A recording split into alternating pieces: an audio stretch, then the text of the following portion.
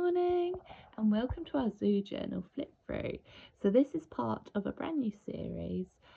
We'll hopefully be including ones for farms and museums and maybe national trusts. If you have any other ideas of ones you would like, let me know. But these are basically journals that you can take with you on your day trips out, and it just encourages them to be a little bit more observant and engage in a little bit of learning while you're out and about. So this is the Zoo Journal, and it is the Amazon printed one, which you can get from Amazon. And you can also get the PDF version directly from our website. So let's take a look inside. So this particular one can be used at safari parks or rescue centres or nature centres. It's versatile to meet your needs. So throughout there are colouring in pages, and then to start with we have an animal count, so they can make a tally of all the different types of animals they see at the centre and then create a graph. And then we have an observation page, so this is just encouraging them to take a little bit more time to pause and just observe. They can pick their favourite animal or a particular animal they're interested in, and then just watch it and observe it and learn about it. And it's encouraging those early naturalists. I always get confused between the two, but the ones which involve animals and watching animals. But it's just encouraging those early skills and just pausing to watch and observe. And then here they can record the facts they learn about them. So that could be from the information they see written up about it, or research they do later on, or from animal keeper talks. So it's up to you. And then there's photographs. So here you can stick in the photographs either that they take or photographs throughout the day. And then we have some information pages, which again can be done later on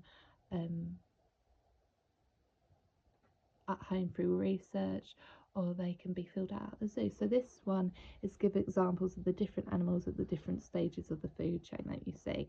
And then we have a music page, so these are all related to animals or zoos.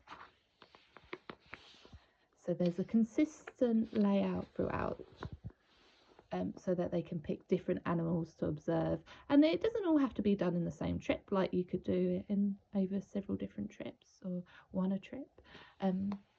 So this is looking at the tracks and the scat that the animal would have, and then again recording the facts that you learn.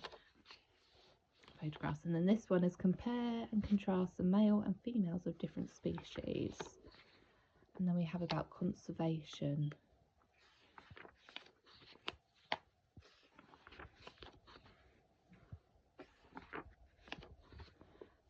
Drawing or sticking in the zoo map, and zoo requirements. So what different requirements would a zoo need? So this is thinking about like the safety barriers and the facilities and things like that, or the requirements that the animals would need.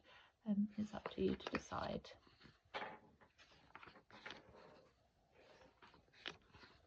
And the social interactions between the animals, breeding programs and why they're important and why they could be controversial.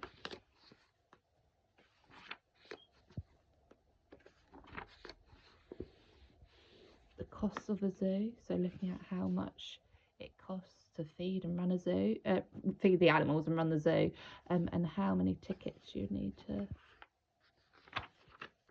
sell to make that up.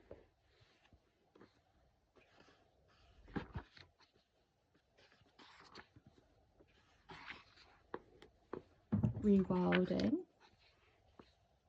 There's a brilliant program on Netflix at the moment about this.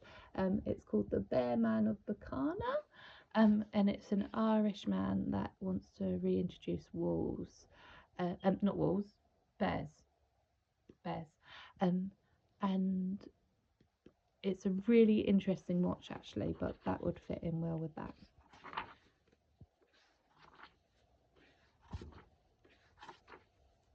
Parental involvement, animal sanctuaries, endangered animals and preservation,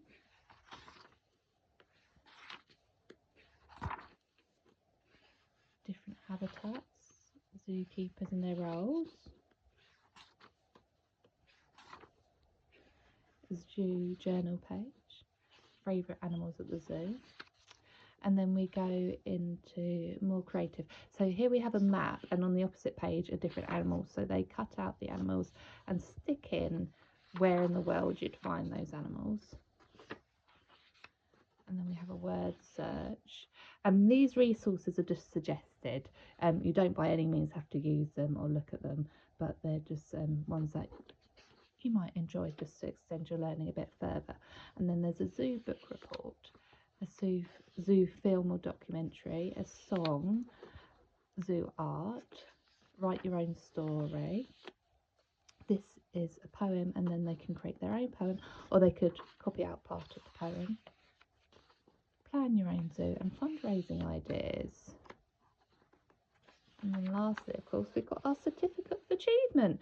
So that is the flip through. It'd be great to know what you guys think, and if you have any other particular areas you would like journals for. So again, I'd like to do museums, farms and probably aquariums, and hopefully national trusts. But if you have any others, let me know. Anyway, have a great day. Bye.